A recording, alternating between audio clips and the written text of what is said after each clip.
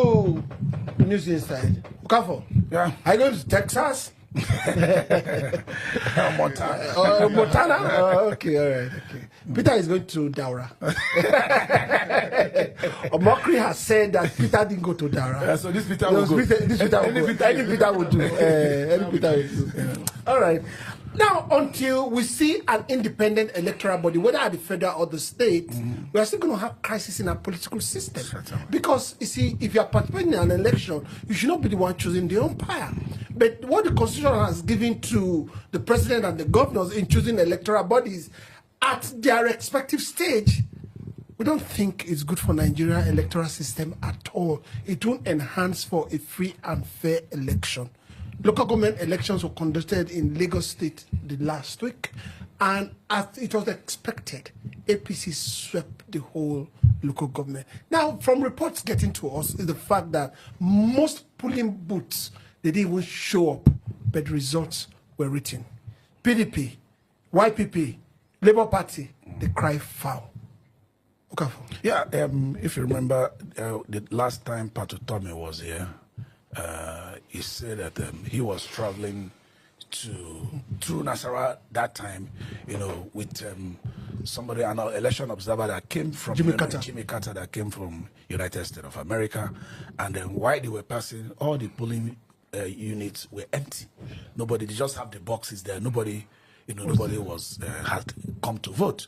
So at our time, they now came back and asked them, how come people have not come up? They said everybody have come. Every registered voters have voted. Accreditation has taken place. Voting has taken place. Voting completed, and all registered voters voted. And they've all gone home. Yeah, and they've all gone home. But 1 hour ago, when they were going, nobody was here. Nobody was there. So you begin to wonder if Nigerians are still proud of themselves. That what happened in the time of Jimmy Carter is still happening now, but in a more decorated format. You know, this rape of democracy is not something that is only happening in Lagos State. No. It's just an example. It's just an example because it just happened. It's a complete rape of democracy. All local government elections we have in Nigeria. All. There is no one. Highest you will find is maybe one opposition winning. Maybe if you have 25 local government, maybe one of the chairmen will be from opposition. That's it. And go and look at it. That opposition is the hand of Esau and the voice of Jacob. Go and check it. That's true. I can authoritatively tell you. So it's not an issue of Lagos. It's about the autonomy of the local government. We have to go back to that autonomy of the local government. You can't, nothing can stand on nothing. You can't just have local governments that are not autonomous and you think the elections will be free and fair, being conducted by the state governors who would naturally want all. They choose the whole members of the electoral body. In this case, the Justice of Igile, Bola Igile, go and check who appointed her. There's not much you can do in LASEC. There's no way LASEC will be independent. There's no way. Rather than all political parties contesting against themselves, political parties in Lagos contested against LASEC. It is not different even at the federal level. All right, Peter. Now, the same thing, the same reforms we are calling for at the, you know, there was a cry the other day at the National Assembly. Though we said that that cry is not a good cry. Maybe they are looking for attention.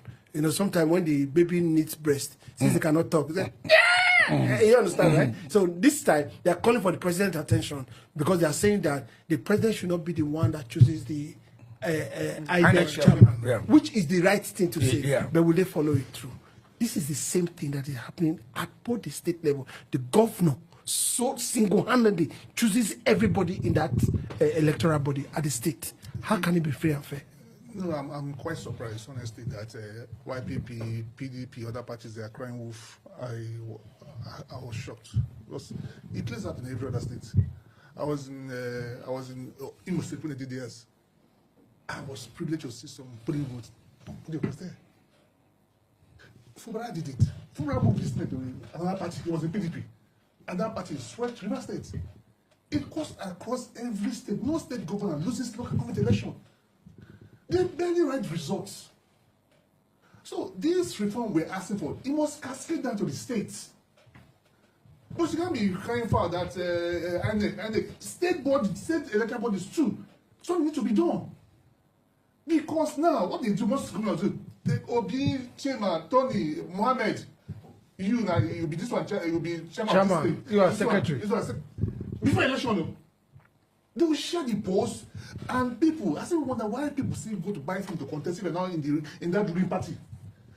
We should just leave it to the state governor. There have been a lot of states that they just leave it for the state. But you're not going to win anything.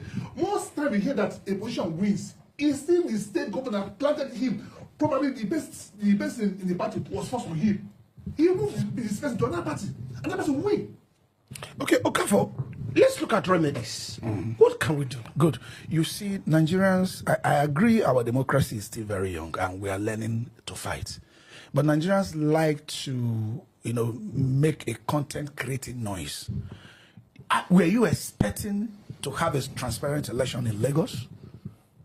Rather than this opposition put themselves together for us to change our laws, mount the pressure on the legislature for us to change our laws, such that starting from federal, for example, just like the House of Rep members have started in some, for whether they are making noise or whatever, let the people hijack that the president who is contesting in an election cannot be the one to choose the umpire. He cannot.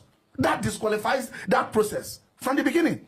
If you are playing a soccer game, the captain of a team cannot be the one to choose the referee. It makes no sense. Or the coach of the... Or it makes no sense. You can't choose the referee. You cannot. Not even the linesman, the assistant referee. You can't do that. So we should hijack, as feeble as that fight might be, as suspicious as it looks like, it's a legitimate fight. It's already at the National Assembly. So people should support. People should hijack it. Let me use that word. People should hijack it and ensure that bill goes through. That come 2027, the president of the Federal Republic of Nigeria, whether contesting or not, should not be the one to appoint the INEC chairman and the Rex. Okay, let's weigh on this a little bit so that we can see how things come out in other places that we have copied this democracy from. You don't know any electoral body, chairman of any electoral body in the United Kingdom. I don't think you do. I don't think they have that kind of exalted over... They have their system. They have their system. That's what I'm saying. Exactly where I'm going to. We should have a system other than having one person, right, that sits down at the top of everything and calls the shot. Don't you think maybe we should look at it? Because we're just talking about electing and electing. Let me give you an example. Yes. You see, if you see what you have in UK, that's not what you have in US. Yeah, exactly. For example, that of US, yes, there is no singular body, a unitary body called INEC that administers election. It does not exist. Election from each state is headed and administered by the secretary to the state government. And the secretary to the state government, not like we have here, is not appointed by the governor. He's elected. He's elected. Yeah. He's voted for. He's voted for. Unlike here where we governor wants we choose the secretary. This one is the chief of staff, this one is SSG. Those are the initial appointment. That's not what is applicable in America, for example. Okay, so why don't we have things like that? And this unified command and control also gives, for example, for federal election, it gives the opportunity for the INEC to be the one that will announce the final result and collate all those kind of nonsense. If there's nobody in charge of the election coming to what's called Bauchi, you are not in charge of the one coming from Delta. You can't muzzle these people who were elected by their people to administer their own election into the federal post where even any president can rig election. It becomes very, very difficult. That is the kind of structure or system I would want us to adopt. You see, you look at people, domesticate your policies and your structure according to the behavior of people. Okay. In UK, let me just drop this before you go. In UK, you have a king or a queen who is above the law necessarily, because the king himself is the law. If you have that in a place like Nigeria, it won't work. If you have that in a place like America, it won't work. So check your people. British people are more quieter, those, how do I call them? People who can play by the book and follow the law. But we don't do that. Even Americans won't do that if we have a king. So you have to watch how you. In fact, they've been saying it more recently that in America we don't have a king. There's no king. We have a president. And that's what we wanted to have here. Exactly. We don't have a monarchical system. We didn't want to have a king. No, we didn't want to have a king. Now, how should we go? Okafor has said his. From the foregoing, the way we see things, somebody aggregating or arrogating power to himself, or constitutionally, he draws his strength from the constitution. Should we go like this? No, as you said, we need to choose the system, the process of bringing people into office. We need to look at it. How do these people arrive at being the umpire of state elections? We need to look at it. And again, I feel saddened that most states' house has been captured by the governors. So even though you want the states, the state assemblies to step in and ratify it, most of them are at the mercy of the governor. So if this is deep into it, I think, yes, I think maybe we'll look at the constitution, we'll look at the bylaws, just look at the laws that establish this thing, and start to change it. Because if you say as the State House of Assemblies to do it, it still goes back to who the governor chooses. Okay, the process of changing our constitution, I can tell you, is cumbersome. Very tedious. Our